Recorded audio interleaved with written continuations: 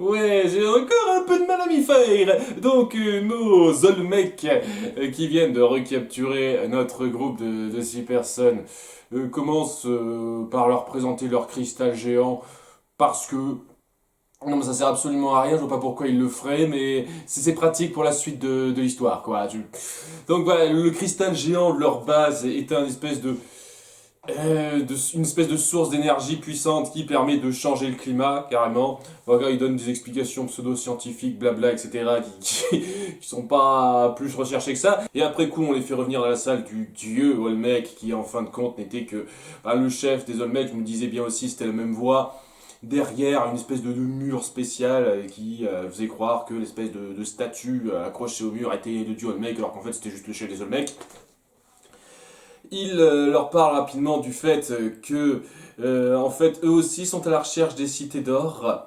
Donc ouais, ils n'ont rien à voir avec le peuple de Mu ou quoi que ce soit, ou les cités d'or. C'est genre une tribu qui est là, qui a sa petite technologie, vous voyez, mais qui n'a pas de lien direct avec le peuple de Mule et les trucs un petit peu mystiques qu'on voit depuis le début. Histoire de dire, tiens, il existe une espèce de tribu de aliens, mutants, je sais pas quoi, qui ont une technologie supérieure à la nôtre parce que voilà, et ils cherchent les cités d'or eux aussi. Parce que voilà, c'était pas suffisant avec Pizarro et Cortez, maintenant il faut qu'il y ait les Olmecs, la tribu des multans Olmecs, en plus de ça. Donc, ouais, ça mène un petit moment où on voit rapidement qu'ils ont une espèce de petite esclave domestique qui est humaine, c'est une Maya, hein, qui s'appelle Maïna. Apparemment, ça va être un peu important puisqu'elle sera présente dans l'épisode suivant et elle aura un lien un petit peu particulier qui va se créer avec un autre personnage.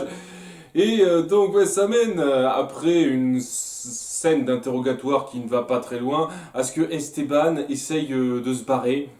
Parce que voilà, ils ont repris son vase et ses affaires à Tao, et donc ouais, ils tiennent absolument à les ravoir. Et donc ouais, il fait une petite esclandre, et puis il y a une petite scène de fuite, on le pourchasse à travers toute la pièce. Ça sert absolument à rien, hein, ça sert absolument à que dalle, mais c'est histoire de dire action, etc. Et c'est pour bien montrer la grande efficacité de ces Olmecs qui ont du mal à attraper un garçon. Parce que ouais, les autres sont dans leur coin, on les agrippe, ils bougent pas. Hein. Il y a que Esteban qui arrive à se barrer pendant une bonne grosse minute à échapper à leur grappe, sachant que la chose qui permet de l'arrêter, c'est un rayon radiation, comme ils le disent, et qui sort du mur, le même genre que ceux qu'a Mikao, Esteban et compagnie dans l'épisode précédent. Donc ouais, hein, efficacité, on sent que ça va être une armée très efficace. Ensuite, après ça, notre groupe est à nouveau scindé en deux, avec Esteban, Zia et Tao qui sont emmenés quelque part pour qu'on fasse des expériences sur eux, tandis que Mendoza et les deux autres sont amenés pour travailler un peu comme esclaves du coin, afin de laver l'espèce de fosse septique, de je sais pas quoi. Il y a une espèce de bassin d'eau où il y a une tonne de déchets qui se déposent. Je sais pas à quoi sert ce bassin d'eau exactement. Est-ce que c'est la source d'énergie qui permet d'alimenter le grand cristal ou je sais pas. Je vous cache pas, je sais pas très bien. Et donc ouais, c'est là que se déverse l'eau. C'est une sorte de grande chasse d'eau en fait. Et il y a que le type qui est en charge de la structure du coin, de cette grande pièce, qui les surveille. Seulement ce type. Je précise parce que ça montre à nouveau toute l'intelligence du peuple mec, hein, faut dire ce qui est. Donc ouais, j'y reviendrai dans pas longtemps. Pendant ce temps-là, on a nos trois jeunes enfants qui vont être sur le point d'être cryogénisés. Parce qu'ils bougent trop et c'est pas bien. Et étant donné qu'ils ont toujours besoin de leurs cellules jeunes pour avoir leur truc alchimique, machin, truc magique, qui leur permettra de vivre plus longtemps, de rajeunir carrément. Ils ont plus besoin d'eux catatoniques que énergiques. Pendant ce temps-là aussi, ils ont une discussion très exposition hein, sur leurs intentions, hein, parce qu'il y a le chef et son second, j'ai envie de dire, j'ai l'impression, qui discutent. Ah, nous avons besoin de trouver les cités d'or, car grâce à l'or qu'elles contiennent, nous pourrons alimenter nos expériences. C'est pas préciser plus que ça, mais voilà, l'or est la source d'alimentation première de leur expérience. Et étant donné qu'ils ne savent rien du vase qui a brillé au contact de leur technologie, je comprends pas très bien comment c'est censé marcher. Ou est-ce que ça réagit seulement à l'or, particulièrement? Mais les médaillons d'Esteban Gia sont pas en or alors, techniquement. Ok, peut-être, je sais pas. Voilà, donc c'est peut-être pour ça que ce vase a réagi. Et apparemment, ce vase est super particulier parce que on n'arrive pas à l'ouvrir. Ça aussi, c'est un truc, c'était précisé avant dans les épisodes où on a découvert Tao parce que j'ai pas du tout le souvenir de ça. Mais oui, le vase spécial de Tao, il n'arrive pas à l'ouvrir. Et apparemment, il y aura un truc important dedans, mais on n'arrive pas à l'ouvrir parce qu'il y a une mécanisme ou je sais pas trop quoi.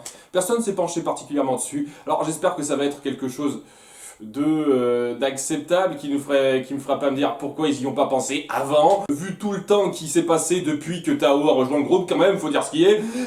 Donc ouais il y a tout ce truc là sur le fait qu'ils recherchent les cités d'or pour l'or en fait, mais l'or pas dans le sens ça apportera des richesses mais ça alimentera notre énergie, tout ça.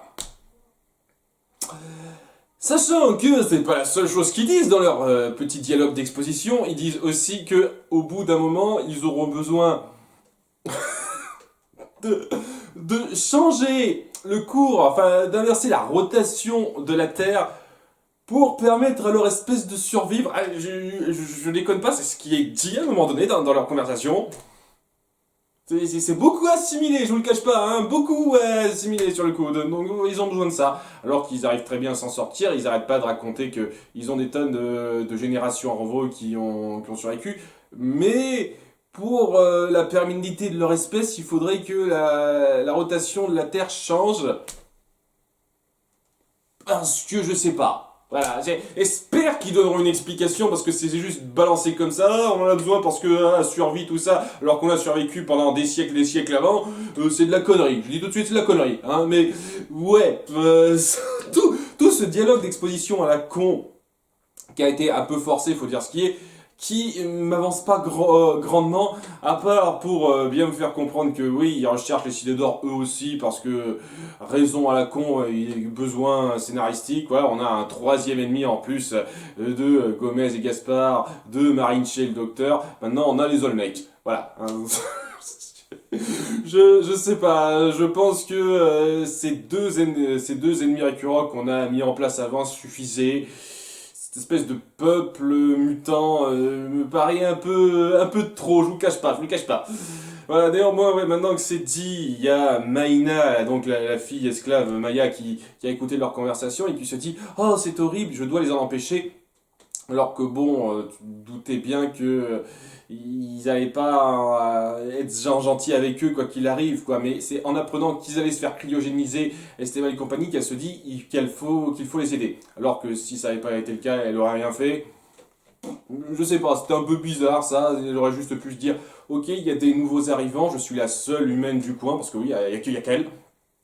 Je vais peut-être profiter de l'occasion pour arriver à me barrer grâce à eux.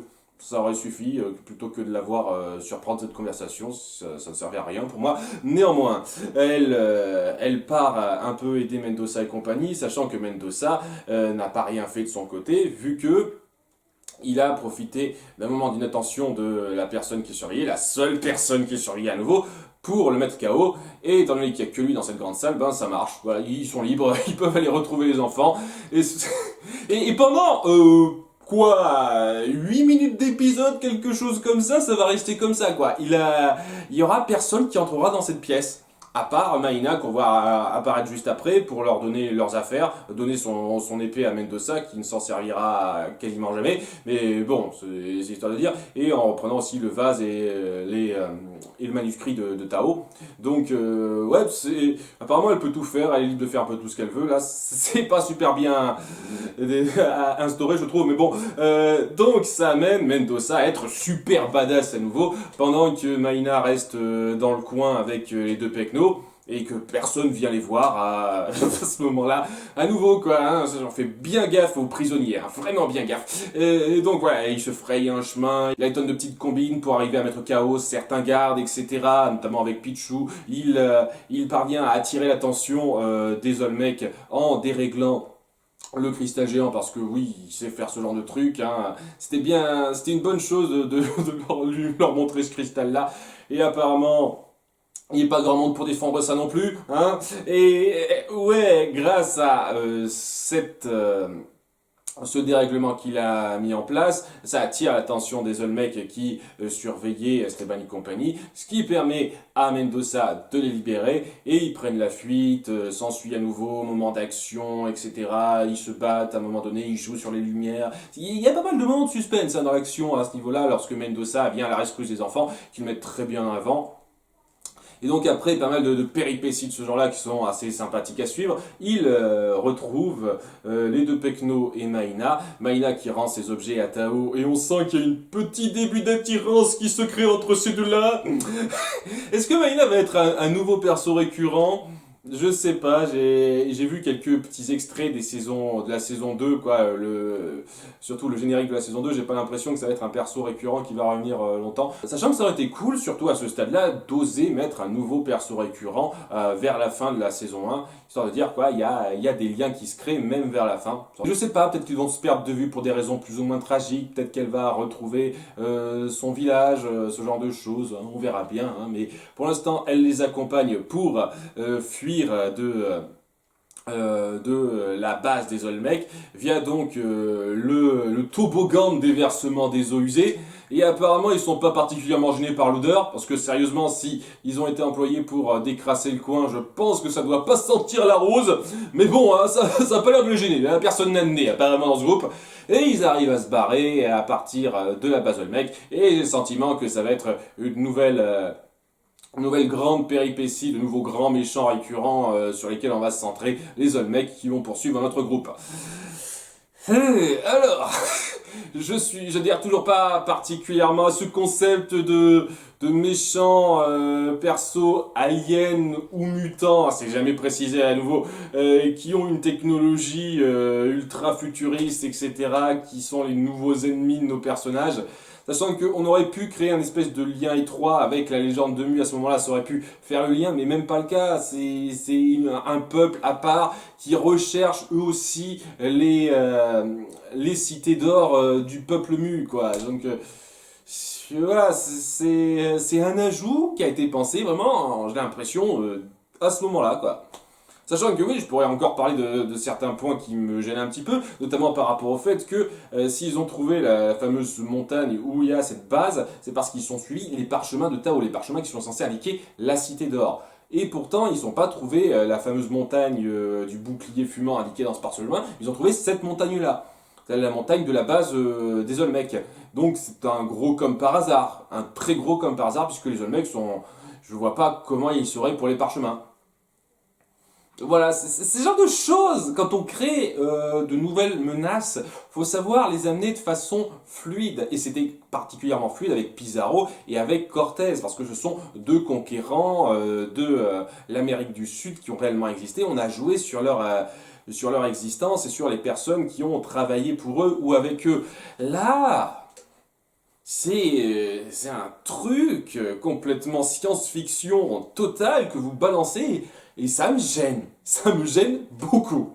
Ça veut pas dire que c'était un mauvais épisode, l'action était bien faite, le personnage de Maïna, même si elle était un peu survolée pour l'instant, elle peut promettre des choses, vraiment. Il y a pas mal de choses bien faites en termes de suspense, de comment ils vont sortir de là. C'est juste que voilà, les nouveaux personnages introduits, j'ai beaucoup de mal à adhérer au principe, quoi. Mais ça veut pas dire que c'était une mauvaise histoire d'épisode sur le principe. C'est juste voilà, le concept, le nouveau concept de personnage qui aura beaucoup de mal à me convaincre. Hein. Peut-être que sur le long terme j'arriverai à m'y faire, mais sur le court terme j'ai du mal pour l'instant. Néanmoins, ouais, c'était pas mauvais en soi, c'était suffisamment mais enfin en matière d'action, de suspense, de moments de personnage, pour que ça vaille un peu la peine. À très bientôt pour l'épisode 31. Bye!